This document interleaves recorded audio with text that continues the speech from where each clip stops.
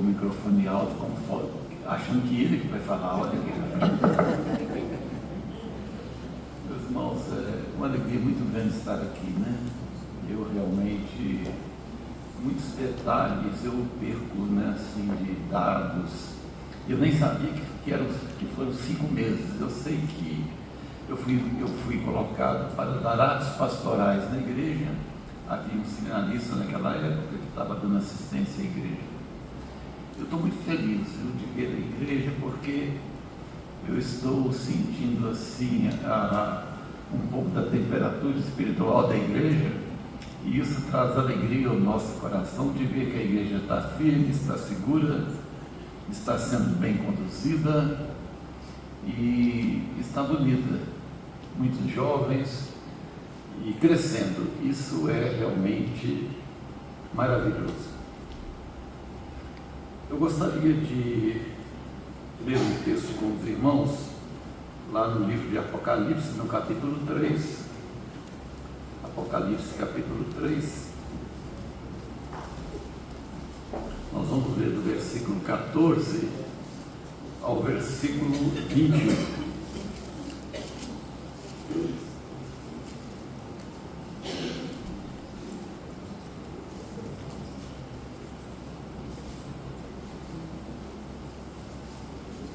A palavra de Deus nos diz assim, Apocalipse capítulo 3, dos versículos 14 ao versículo 22, não 21, 22. Ao anjo da igreja em Laodiceia escreve: estas coisas diz o Amém, a testemunha fiel e verdadeira, o princípio da criação de Deus. Conheço as tuas obras, que nem és frio nem quente, quem dera fosses frio ou quente. Assim como és morno e nem és quente nem frio, estou a ponto de vomitar-te da minha boca. Pois dizes: estou rico e abastado e não preciso de coisa alguma, e nem sabes que tu és infeliz, sim, miserável, pobre, cego e nu. Aconselho-te que de mim compres ouro refinado pelo fogo, para que te enriqueceres, vestiduras brancas para te vestires, a fim de que não sejam manifesta a vergonha da tua nudez, e colírio para ungir os olhos, a fim de que vejas. Eu repreendo e disciplino a quantos amo. Sê, pois, zeloso e arrepende-te. Eis que estou à porta e bato. Se alguém ouvir a minha voz e abrir a porta, estarei em sua casa e cearei com ele e ele comigo. Ao vencedor dar-lhe-ei sentar-se comigo no meu trono, assim como também eu venci e me sentei com meu Pai no seu trono. Quem tem ouvidos, ouça o que o Espírito diz às igrejas. Bondoso Deus, nós estamos diante da tua palavra e pedimos que o Senhor supere as nossas deficiências, tanto no falar como no ouvir, no sentido de colocar diante do Senhor agora as nossas preocupações e dar atenção, Senhor, àquilo que o Senhor quer falar aos nossos corações. Abençoe o teu povo aqui presente, Senhor Deus, em todas as suas necessidades. É a minha oração, Senhor, em nome de Jesus. Amém. Meus irmãos, de quando em quando, pela força e a amplitude dos meios de comunicação, chegam aos nossos ouvidos, para o nosso conhecimento, notícias dos estados das igrejas no mundo afora. Nós temos visto igrejas crescentes e igrejas fracassadas. Em um momento nós vemos igrejas sendo vendidas e transformadas em mesquitas, em bares, em casas de show. Mas por outro lado, eu sou há muitos anos que eu vou no Congresso da Fiel, lá em Caldas, em Águas de Lindóia, São Paulo, e lá ultimamente eles têm chamado para falar a todos os presentes, geralmente mais de 2.000 pessoas nesse congresso, um congresso de linha reformada, mostrando igrejas crescentes em ambientes hostis. Ouvimos uma igreja crescente na Rússia, ouvimos uma igreja crescente no Egito, ouvimos uma igreja crescente na África. Ou seja, há muitas igrejas vivas e crescendo no mundo, mas há muitas que foram celeiros, países celeiros de missionários, cujas igrejas estão se transformando nisso que eu disse, mesquitas, etc., bares, etc. Portanto, nos capítulos 2 e 3 de Apocalipse, Jesus dirige a 7 igrejas, algumas com mensagens exortativas, outras com mensagens de apreciação.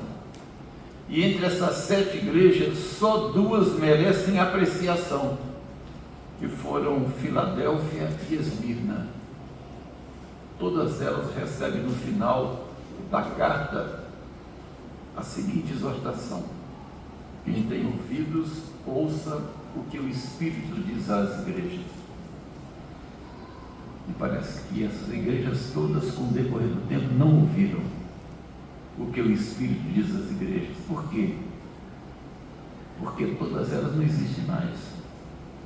Elas foram varridas, todas elas, por um terremoto. E Laodiceia é uma dessas igrejas que eu escolhi para falar aos irmãos e que recebe palavras duras de exortação. Os irmãos sabem que o número 7 na Bíblia é um número perfeito e abrangente. Então, isso significa que a mensagem não é somente para aquelas 7 igrejas. A mensagem é para todas as igrejas de todas as épocas. A mensagem é para nós hoje. E por isso eu queria destacar aqui o versículo 20 que diz: eis que estou à porta e bato. Se alguém ouvir a minha voz e abrir a porta, entrarei em sua casa e cearei com ele e ele comigo. Pode parecer um pouco paradoxal ou contraditório o fato de eu escolher o seguinte tema: uma igreja vencedora, justamente por uma igreja que recebe tanta exortação, uma igreja aqui de Laodiceia que entristecia o coração de Deus.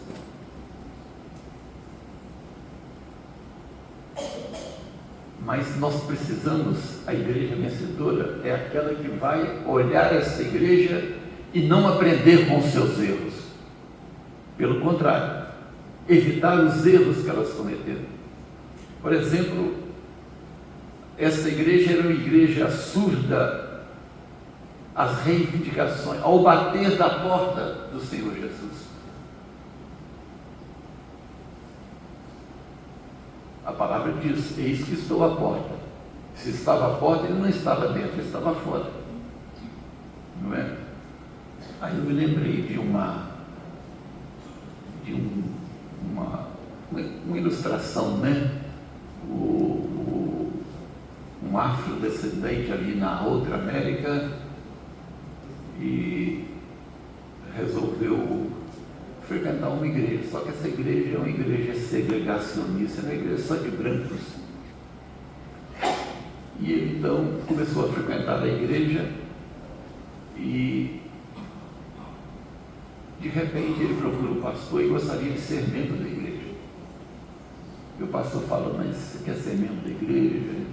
Vamos fazer o seguinte, passa um tempo em oração, passa um ano em oração e para ver se Deus realmente quer que você frequente essa igreja. E ele: não, vamos orar. Ele começou a orar nesse sentido e de repente ele não foi mais àquela igreja E passado um tempo, o pastor o encontra na rua e diz assim: Jesus não permitiu que você continuasse frequentando a igreja? Ele falou assim: não, não permitiu. Ele me disse que há muito tempo que ele está querendo entrar e você não deixa. Eis que estou à porta e bato. Se alguém abrir a porta. Que porta pode ser aquela que está impedindo Jesus entrar na igreja? Que tipo de porta possa ser que no decorrer da história da igreja nós venhamos a impedir a entrada de Cristo, que está batendo e vai continuar batendo? Primeira porta da apatia. Olha os versículos 15 e 16. Conheço as tuas obras, que nem és frio nem quente. Quem dera fosses frio ou quente. Assim, porque és morno, nem és quente, nem frio, estou a ponto de vomitar da minha boca. Ou seja, a igreja não era fria a ponto de congelamento, não era quente a ponto de ebulição. Ela era uma igreja morna. E o que isso significa? Uma igreja sem fervor, uma igreja indiferente, uma igreja neutra, uma igreja que transigia com o pecado. Laodiceia era uma cidade dada ao teatro, aos esportes. Tem algum problema em assistir um teatro, um esporte? Não, não tem problema nenhum. Acontece que lá na Laodiceia, essas práticas eram ligadas ao paganismo. E portanto a igreja se envolveu com isso. E envolvendo com isso, ela se tornou uma igreja mundana. De toda maneira, isso é uma advertência para nós. Porque nós temos à nossa volta um mundo que quer realmente que envolvamos com ele. Um mundo que tem uma força impressionante para que venhamos a envolver com ele. O diabo é astuto. Muitas coisas boas são criadas, e é Deus que faz com que sejam, dá inteligência ao homem para que sejam criadas, mas o diabo pega isso para atrapalhar, para levar a igreja, porque a igreja, estou dizendo, as pessoas, né? Aspecto físico são as pessoas, ao pecado. Olha a mídia social, não é? Você tem muita coisa boa, tem tanta mentira hoje, olhando assim na mídia social, WhatsApp, essas coisas todas. E os irmãos sabem disso. Mentirada para lá, mentirada para cá. E o pai de mentira é Satanás. A gente tem que ter muito cuidado com essas coisas, ter discernimento para saber aquilo que é de Deus, aquilo que não é de Deus, para nós nos envolvermos com isso. Mas havia uma outra porta nessa igreja que estava atrapalhando a vida espiritual desta igreja, estava levando esta igreja a receber duras reprimendas do Senhor Jesus. A outra porta é a porta da autossuficiência. Olha o versículo 17. Pois dizes: estou rico e abastado e não preciso de coisa alguma, e nem sabes que tu és infeliz, sim, miserável, pobre, cego e nu. Miserável, pobre, cego e nu. Estou rico e abastado e não preciso de coisa alguma. Parece que nem precisava de Jesus, porque ele estava batendo na porta, estava fora. Então, este é o cuidado que nós temos. Laodiceia, irmãos, era uma cidade rica, muito rica. Além de ser rica, era um importante centro comercial, por isso era rica. Centro comercial e bancário. Quando houve um terremoto na Ásia Menor, muitas igrejas, muitas cidades foram destruídas. E presta atenção, Laodiceia foi a única cidade que bancou a sua reconstrução. Ela tinha dinheiro para isso. As outras todas foi necessário o império na época investir dinheiro para a sua reconstrução. Olha, a pessoa dizer: eu não preciso de nada, a igreja não pode chegar a esse orgulho, a essa vaidade. E nós sabemos de igrejas que tinha tudo nas mãos, a riqueza plena, até hoje é rica, né? Mas o que aconteceu? Morreu. Foi preciso uma grande reforma para que voltemos às origens da verdade. Então temos que viver em humildade, como Deus nos pede isso. Nós não podemos ser autossuficientes. A nossa vida é uma vida de dependência, é aquela vida que apreende as palavras de Jesus, que diz: sem mim nada podeis fazer. Agora tem outra porta que estava atrapalhando ali, impedindo a entrada de Jesus, que era a porta da incredulidade. No próprio versículo 17, na segunda parte, diz: estou rico e abastado no misericórdia, e nem sabes que tu és infeliz, sim, miserável, pobre, cego e nu. Não sabia, nem sabes, não é? Aí, ou seja, a igreja sabia o que tinha materialmente, mas não sabia do que precisava espiritualmente. Era necessário que ela tivesse uma vida de piedade, porque Jesus diz: conhecereis a verdade vos libertará. Por isso que, por causa da sua incredulidade, o veredito de Jesus era: tu és infeliz, sim, miserável, pobre, cego e nu.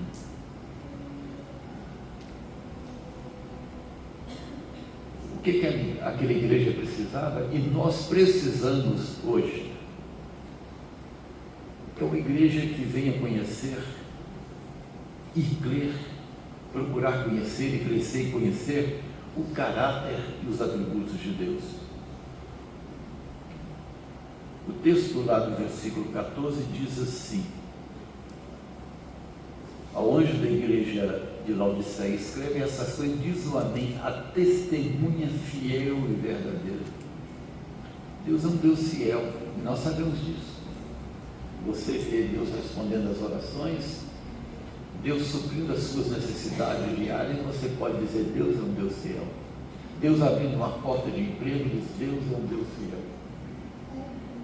Sábado, no outro sábado passado, eu não sei se vocês tiveram conhecimento de uma reunião que houve na primeira igreja, às 16 horas do sábado, que envolveu a sinodal dos homens e as sinodais dos homens e a sinodal das mulheres. Então houve uma reunião da SAF e da UPH juntas, teve ali na igreja 400 pessoas. Estou dizendo isso porque havia uma senhora lá da nossa igreja que tem passado por muitas lutas e dificuldades, e ela, então, compartilhando comigo depois, ela me procurou no decorrer da semana, nós estávamos conversando, e disse que naquele dia daquela reunião, ela foi fazer o almoço e notou que tinha só R$20 na sua conta, e dando o marido R$50. Então ela fez aquilo que as mulheres fazem muito bem, não é? Aquele macarrãozinho que é mais barato, não é? Lá em casa, né, eu tenho comido muito macarrão, tá? Mas é por falta, né? Graças a Deus não é por falta, é o tempo mesmo. A mulher, ela trabalha muito na casa, etc. Às vezes não tem tempo e tem que correr, né? Mas ela disse que o dinheiro para o almoço dela e dos filhos, o marido e os filhos, ela foi consumido ali naquele almoço. Portanto, ela não sabia o que ia jantar. Ela reclamou com o marido, que é um deficiente. Falei, ele falou assim: não reclama comigo, não, reclama com ele lá de cima. Então ela disse que foi para o culto que estava acontecendo à tarde lá na primeira igreja. Depois que saiu, o marido mexeu no celular e olhou a conta dele. Tinha um depósito de R$1.000. E era um tipo de um abono salarial, não sei, alguma coisa nesse sentido, que ele já tinha recebido. Como é que recebeu de novo? Entendeu? Mas o fato é que surgiu, provavelmente possa ter sido um erro, mas às vezes não é um erro, algo que ficou para trás e agora foi reconhecido e que ele realmente tinha que receber aquilo. Deus é um Deus fiel, é um Deus abençoador. Nós estamos crer nisso. Sabe, olha as lutas do povo de Israel. Se eles reconhecessem que Deus era um Deus fiel, e Deus disse que colocou eles no deserto, foi para prová-los mesmo. Se eles fossem fiéis a Deus, crescem no caráter de Deus, na suficiência de Deus, o que eles não fizeram. Então, até o último momento, por exemplo, quando o exército, por exemplo, estava atrás deles ali no Mar Vermelho, até aquele último momento, aí eles apavoraram. Mas Deus no último momento abriu o mar. A questão da água na rocha, começaram a reclamar, é melhor voltar para o Egito, queriam apanhar no Egito, aquele grupinho ali queria apanhar no Egito, porque lá no Egito tinha alho, tinha cebola, e chorando ali por falta de água, etc. Levou Moisés, em vez de Moisés falar com a rocha, levou Moisés a bater na rocha. E por causa disso Moisés não entrou na terra. Deixaram Moisés assim, realmente, um pouco nervoso, Não precisava, o povo precisava só confiar e caminhar, que Deus ia suprindo as necessidades. A nossa incredulidade, muitas vezes, irmãos, a nossa falta de conhecimento da fidelidade de Deus, conhecer o caráter de Deus, nos leva, muitas vezes, há muitas preocupações. Nós temos que crer mais em um Deus que é fiel. Mas era um Deus também, um Deus onisciente. Porque aqui diz assim, no versículo 15, conheço as tuas obras. Irmãos, Deus conhece a nossa vida nos mínimos detalhes, mais do que em nós mesmos, claro. Deus conhece essa igreja como um todo. Deus conhece a vida de cada um. Não é? Nós conhecemos o exterior, nós vemos o exterior, Deus vê o interior. Lembra lá da unção de Davi? Aparece aqueles homens altos, bonitos. Esse é o Samuel mesmo achou, esse vai ser o rei. Ele disse, não, chegou lá um sargento lá pequenininho, lá pastor de ovelhas, novinhos, então, é esse aí.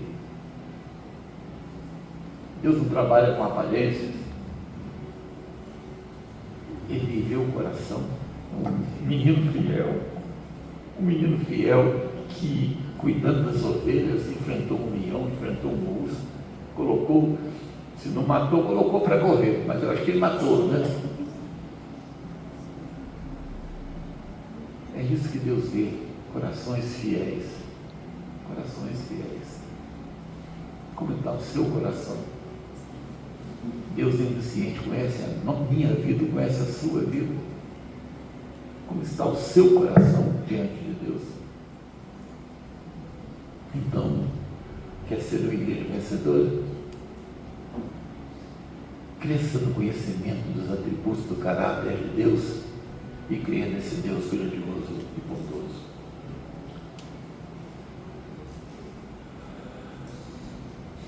E por tudo aquilo que a igreja era, essa igreja que não queria nada com Deus, ele poderia condenar.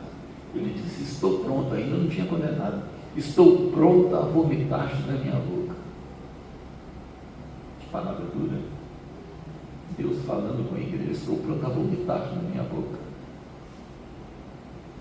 Mas ele não somente deu a palavra dura, ele deu uma palavra de esperança. Ele disse: aconselho-te, aconselho-te. Quem dera fosse frio ou quente.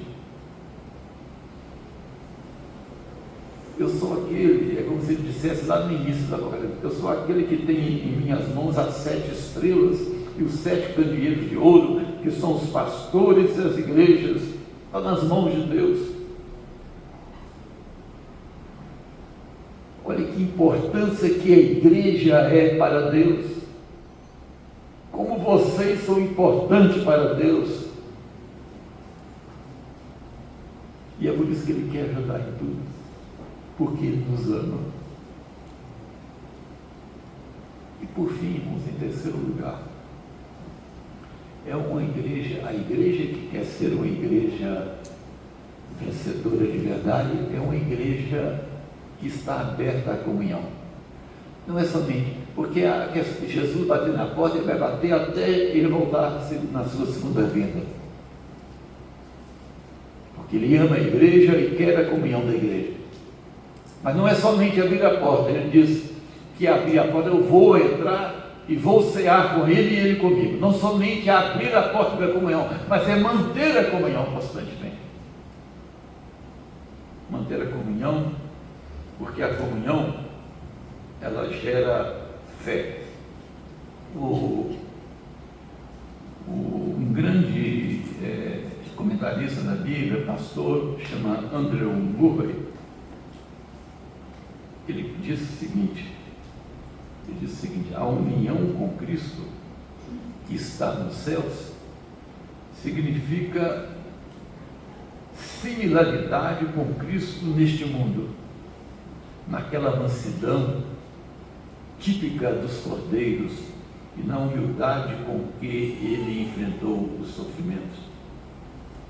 A comunhão com Cristo, irmãos, gera fé. Olha, por exemplo, quando Jesus disse aqui, aconselho-te de mim com besouros refinados, vestiduras brancas e colírio para ungir os olhos, a fim de que vejas. Ou seja, lá em Laodiceia havia uma escola de medicina famosa na época. Eles fabricavam um colírio para os olhos. Não é? Então, Jesus usa essa figura aqui, desse colírio, fabricado por aquela escola, para dizer que eles precisavam quebrar a incredulidade deles, abrir os olhos. É isso que eles precisavam. Abrindo os olhos, eles teriam, para a realidade de Jesus, para as promessas, eles fortaleceriam a sua fé. Porque isso gera fé. A comunhão com Cristo gera fé. A comunhão com Cristo gera santidade. Compres vestiduras brancas para te vestir, versículo 18. Ou 18, Laodiceia também era uma cidade que se orgulhava da sua indústria de vestidos, famosa no mundo na época. A igreja de Laodiceia estava nua espiritualmente, estava precisando das vestiduras brancas da santidade. Vestiduras brancas porque não entra a presença de Deus na boda dos cordeiros aqueles que não estiverem revestidos realmente das vestiduras da santidade, porque sem santificação ninguém verá o Senhor. E também diz aqui no texto, ouro refinado pelo fogo. Ouro refinado é uma expressão bíblica para significar pureza, não é? A igreja precisava largar o mundanismo e ser uma igreja realmente abençoadora, abençoada e abençoadora. Portanto, que a ordem de Cristo era realmente zelo e arrependimento. Meus irmãos, para terminar, eu gostaria de citar aqui uma palavra de um grande pregador do século XIX. O nome dele é Henry Ward Becker. Ele diz o seguinte: algumas igrejas são semelhantes a faróis marítimos construídos de pedra e com sólidos e resistentes alicerces. Alicerces que permanecem firmes e inabaláveis quando açoitados pelos violentos temporais. Sim, o que torna a igreja a luz do mundo não é o seu tamanho, não é o esplendor de suas decorações, não é o número e a importância dos seus membros, não é a riqueza e pompa da sua liturgia, não é o brilho do seu púlpito, mas o que torna a igreja a luz do mundo é a sua semelhança com Cristo. A semelhança com Cristo de cada um dos seus membros. Maxime, face às agressões do mundanismo, cada dia mais insidioso e envolvente. Laodiceia, irmãos, tinha menos de 70 anos e a igreja já havia se corrompido e mundanizado. Portanto,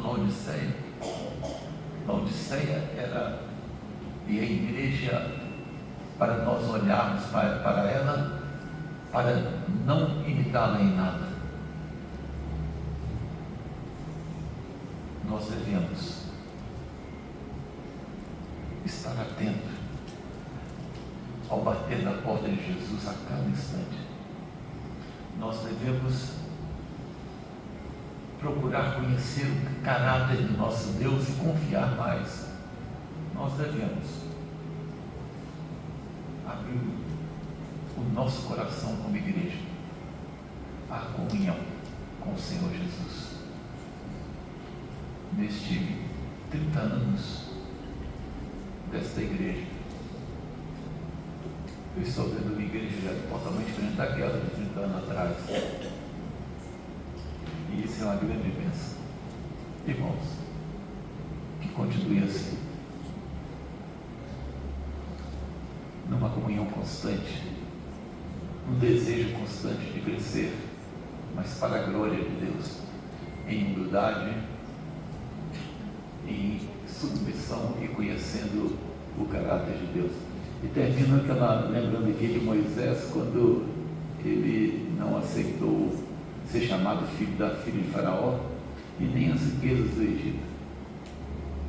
Ele sofreu, mas a Bíblia diz uma palavra interessante.